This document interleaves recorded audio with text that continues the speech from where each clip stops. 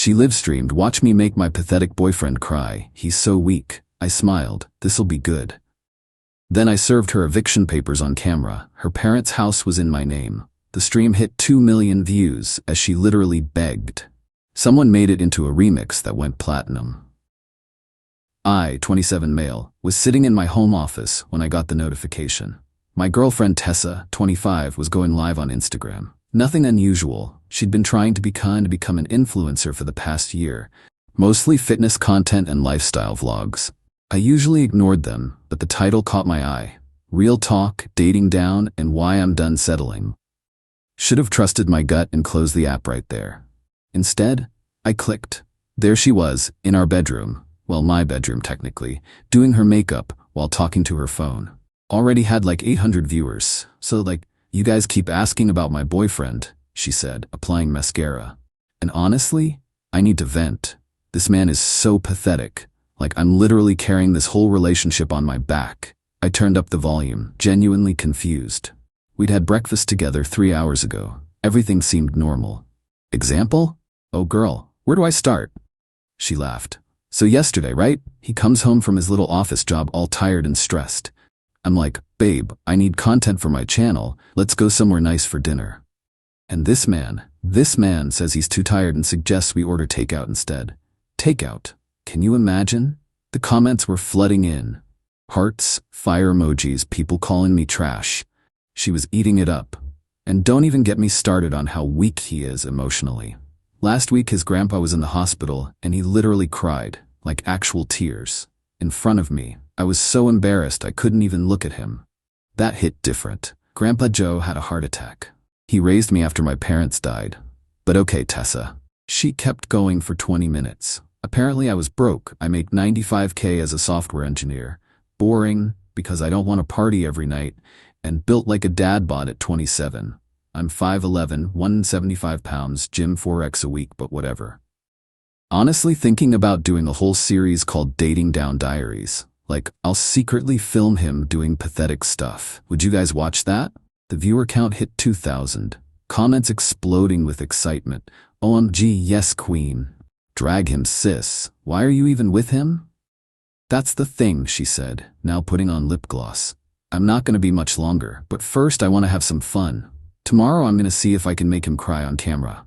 He's so weak. I bet I could do it in under 5 minutes. Should I go live for it? The chat went insane. People were literally offering to pay to watch. You know what? Let's make it interesting. If this stream hits 5K viewers, I'll do it tonight when he gets home. Let's see how pathetic he really is. I sat there completely still, watching my girlfriend of 3 years plan my humiliation for internet points. The weird part, I wasn't even angry. Just cold, calculating. See, what Tessa didn't know, what she never bothered to learn in our 3 years together, was that I owned more than just this house, including the one her parents lived in. Update 1. You guys wanted to know what happened next. Buckle up. After watching that stream, I did what any rational person would do. I called my lawyer. Not about Tessa, about property documentation. Needed everything organized and ready. But first, some context y'all keep asking about. 3 years ago, I inherited a portfolio of rental properties from my grandmother. Nothing fancy, 6 houses in middle-class neighborhoods. I was 24, overwhelmed, and honestly not ready for that responsibility. So I kept it quiet, hired a property management company, and continued living like a normal person. One of those houses, I'd been renting to Tessa's parents, Deborah and Frank, for 2 years before I even met Tessa. They were good tenants, paid on time, kept the place nice. When Tessa and I started dating, and I met them, I never mentioned I was their landlord. The property management company handled everything, and honestly, it never came up. They paid below market rent, $1,400 for a 3-bedroom, and I saw no reason to change that. Tessa moved in with me 6 months ago. Never paid rent, I didn't need it, contributed maybe $200 a month for groceries when she remembered. I covered everything else. She quit her retail job to focus on content creation full-time. I supported it because, well, I thought we were building something together. Stupid? Yeah. But loneliness makes you rationalize a lot. Anyway, after her livestream, I knew what was coming. She'd hyped up her audience, promised them cruelty content. She had to deliver. I got home at 6 p.m. that Tuesday. Tessa was waiting in the living room, phone already set up on a tripod. She'd changed into a cute outfit, full makeup, hair done, ready for her performance. "Hey babe." Super cheerful. Fake. "How was work?" "Fine," I said, setting down my laptop bag. "What's with the camera?" "Oh, just filming some content. Sit down, we need to talk." I sat, pulled out my phone, pretended to check emails. Actually, I started recording audio. "Two can play the documentation game." She went live, immediately had 3,000 viewers. The title, "Breaking Up with My Loser BF, Watch Him Cry." "So guys, he's here," she said to the camera. "Let's do this." She turned to me with this practiced sad face. "Derek, we need to talk about our relationship." "Okay," I said calmly. "What about it?" She looked thrown off. Expected panic, I guess. "I'm not happy. You're—" She paused for dramatic effect. "Just not enough for me. You're weak, you have no ambition, you're boring, and honestly, the sex is terrible." The viewer count jumped to 5,000. Comments going wild. I looked at her, then at the camera, then back at her. Okay. Okay? That's it? You're not gonna fight for me? Beg me to stay? "Why would I do that?" She scrambled. "Because you love me, because you're nothing without me. I mean, I pay all the bills, own this house, have a career, friends, hobbies. I think I'll be fine." Her face reddened. "You're such a loser, you can't even show emotion. This is exactly why I'm leaving you." "Cool," I said. "When will you be moving out?" The chat was not going how she expected. Some people were laughing at her now. She needed to escalate. "You know what? I've been cheating on you, with Trevor, from the gym, for 3 months. Trevor, the personal trainer who'd been extra friendly lately. That actually stung a bit, not gonna lie, but I kept my face neutral. "Okay. Still need to know when you're moving out." She stood up, frustrated. "Are you serious right now? I just told you I've been cheating and you don't even care?" "I care," I said. "I'm just not giving you the reaction you want for your audience." That's when she snapped. Started screaming about how I was a psychopath, emotionless, probably autistic, her words not mine.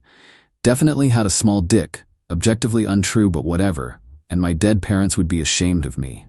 That last bit made me smile. "Actually," I said, standing up. "Speaking of parents, you should probably call yours." "What? Why?" I pulled out my phone, opened my email, and airdropped her a document. That's a 30-day notice to vacate, for their house, the one I own. The room went silent. Even the livestream chat stopped for a second. What are you talking about?" "Your parents' rental house. I own it. Have for 5 years. And since you're so keen on endings, I'm ending their lease. They have 30 days. Her phone was blowing up. The viewer count hit 10,000. The chat was going insane. "You're lying. You can't." I pulled up the property management portal on my phone, showed her the screen. 6 properties. Their address clearly listed. "I never told you because it wasn't relevant. But now that you've publicly humiliated me, cheated on me, and insulted my dead parents, pretty relevant." Tessa went pale, like actually white. "You can't evict them. They didn't do anything." "You're right, they didn't. So I'm giving them an option. You have 48 hours to move out of my house. All your stuff gone. If you're not out by Thursday at 6 p.m., the eviction notice stands. If you leave peacefully, I'll let them stay at their current rent." "This is illegal. This is blackmail." "It's neither. You're a month-to-month tenant with no lease. I'm giving you notice. Your parents are month-to-month tenants. I'm giving them notice. All perfectly legal." She started cry-screaming. Not cute tears. Full breakdown. Snot, mascara running, the works. "Please, Derek, please, I'm sorry, I didn't mean it. You meant it enough to livestream it too." I checked her phone. 12,000 people. That's when she made the mistake. She grabbed a vase, my grandmother's vase, and threw it at the wall. Shattered. "That's destruction of property," I said calmly. On live stream, with 14,000 witnesses. She lunged at me, trying to grab my phone. I stepped back, let her trip over the coffee table. She fell, not hurt, but embarrassing. The chat was losing it. Memes were already being born. "Get out," she screamed. "This is my house too." "No, it's not. Your name isn't on anything. You get 48 hours or your parents lose their home. Your choice." I walked to my office, locked the door. Could hear her sobbing, begging the camera for help, for someone to call the police, for anything. Nobody helped. They just watched, recorded, clipped. By morning, the stream had been reposted everywhere. 2 million views and climbing. Update 2. The 48 hours after the live stream were wild. First, Tessa didn't leave. Instead, she tried to dig in. Posted a tearful apology video, got roasted in the comments. Then posted another video claiming I was abusive, got fact-checked by her own livestream footage. Then tried to get Trevor to come over and intimidate me. He took one look at the situation and noped out faster than you could say toxic. Her parents called me about 20 times. I didn't answer. They knew the property management company's number. They could talk to them. Thursday 6 p.m. deadline came and went. Tessa's still there, now claiming squatters' rights. That's not how that works, but okay. So I followed through. Had the property management company deliver the official 30-day notice to her parents. Deborah called me crying within an hour. "Derek, please, we didn't know. We had no idea you were our landlord. This isn't fair." "You're right," I said. "It's not fair. Talk to your daughter." "She won't leave your house. She says if she leaves, you win." "I already won when she showed her true colors to the world. This is just consequences. We've been perfect tenants. You have, which is why I'm giving you an option. Get Tessa out of my house by tomorrow noon and you can stay. Your rent won't even go up." "But she has nowhere to go." "She has you. She has Trevor. She has any of those followers who were cheering her on. Not my problem." Frank got on the phone. "Son, this is between you and Tessa. Don't bring us into it." "I didn't. She did when she publicly humiliated me for profit, when she broke my grandmother's vase, when she refused to leave my property. You raised her. You deal with her." The next morning, Friday, both parents showed up at my house at 7 a.m. I watched through my security cameras as they packed Tessa's stuff while she screamed at them. The audio was chef's. I mean, fantastic. "You're taking his side?" "We're taking the side of not being homeless, Tessa. I'm your daughter. And you're 25. Act like it." She tried to refuse to leave. They literally carried her stuff to the car while she filmed herself crying, calling them abusive and enablers. The comments weren't sympathetic. But here's where it gets good. Remember how I mentioned someone made a remix? Some TikToker grabbed the audio of her breakdown, the "please, Derek, please, I'm sorry" part, and set it to a beat. It was catchy as hell. Within 72 hours, it had 10 million views. People were using it for their own videos, making memes, doing dances. Then a legit producer reached out to the TikToker, refined it, and released it as an actual track on Spotify. "Please, Derek," the Karma remix hit the viral charts.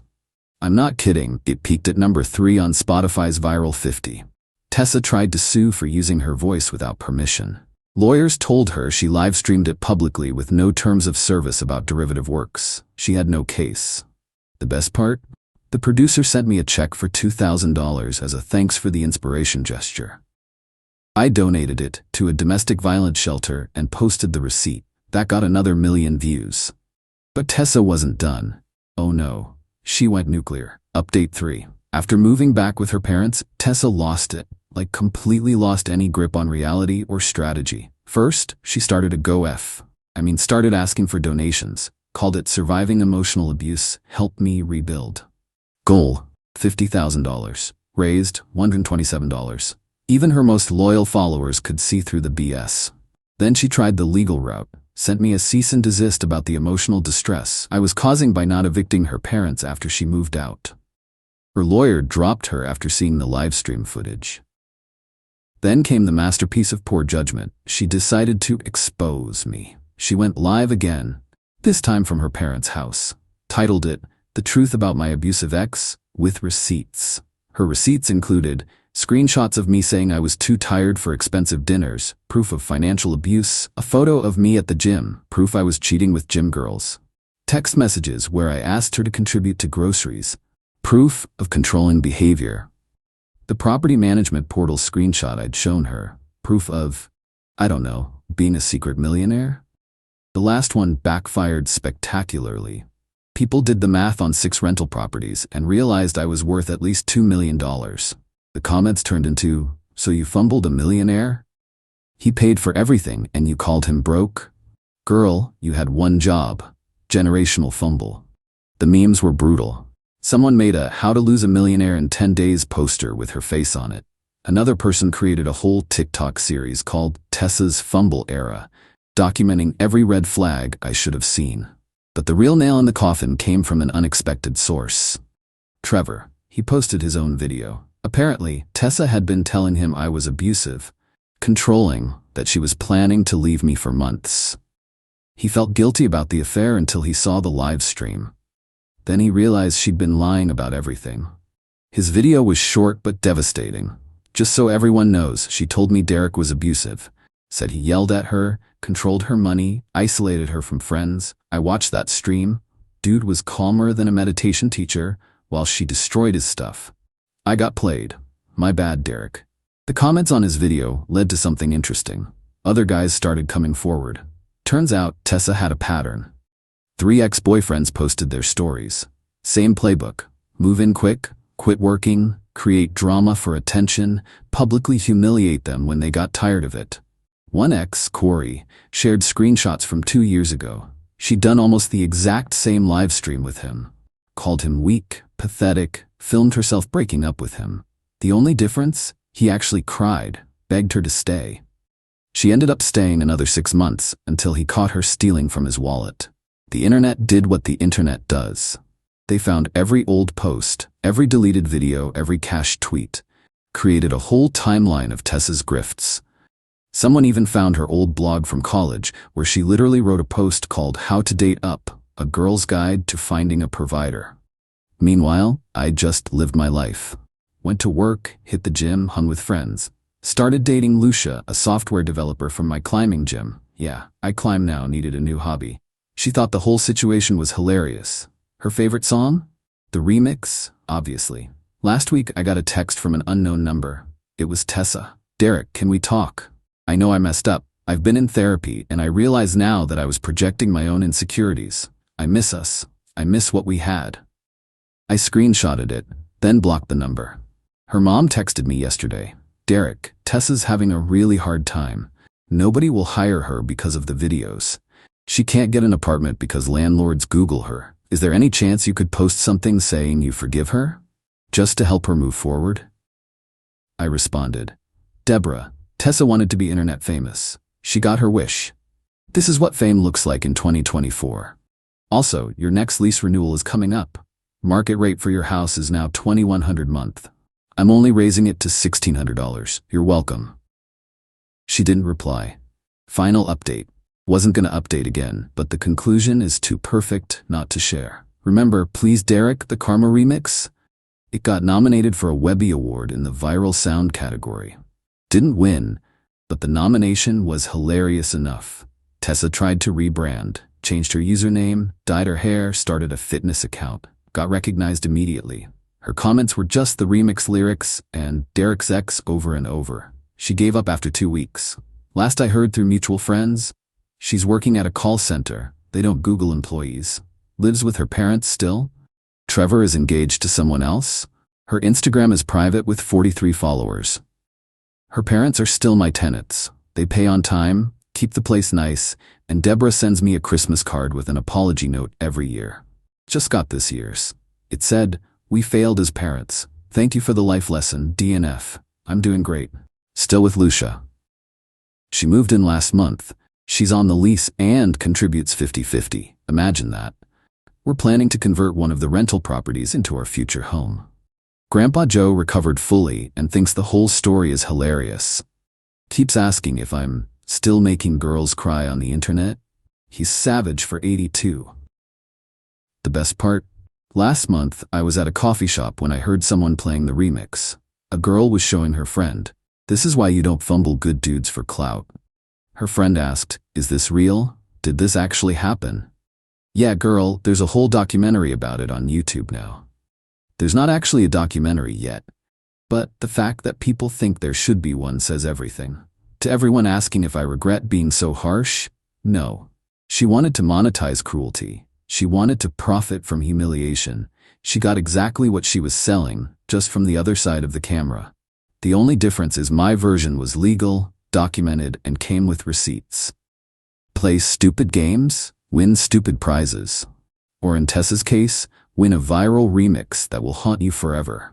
And before anyone asks, yes, I still have all the security footage, the live stream recording, and the screenshots. Why? Because Lucia's thinking about going to law school and says it would make an incredible case study on property law and social media liability. Maybe that documentary will happen after all. The end. P.S. The remix has 47 million streams now.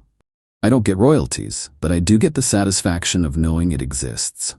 P.P.S. Tessa, if you're reading this, and I know you are because you're obsessed with Reddit, Trevor's wedding is next month. Just thought you should know. Cool? Cool.